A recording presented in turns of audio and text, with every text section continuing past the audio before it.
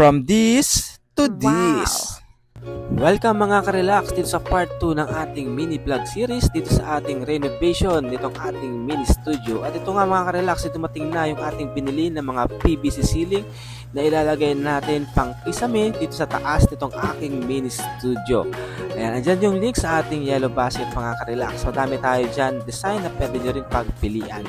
Balang ginawa natin dyan mga ka-relax ay sinukat muna natin at based nga sa sukat, bumili ako ng almost 7 na peraso.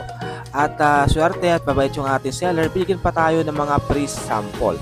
At bumili na rin tayo nitong Bostik no nails dahil didikit lang natin yan. At may kasama na rin itong yung yung panglagay. Okay, at the same time, bumili rin tayo ng lagare para pamputol. Okay, dito sa ating mga PVC ceiling. Ilalagay ko rin yung link dyan sa ating yellow basket. Talaga naman nakakatuwa at nakaka-excite na mag-renovate ng mini studio. Ayan. So, tatry ko lang kung uubra, kung talagang di matanggal yung PVC ceiling after na idikit. So, ayan mga ka-relax ha. Ito yung ating lagare. So, ayan. Let's go! So, ayan o. Sinukat ko muna. Then, kinat.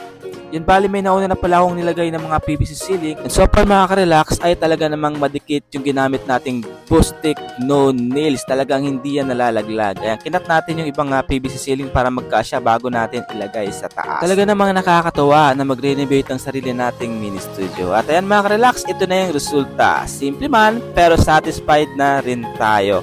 Ayan, kung isang affiliate, soon, dandahan lang sa pag-ipon ng mga gamit dahil for sure makukuha mo din yan. Kung ano yung meron tayo ngayon, yan muna ang i-maximize natin.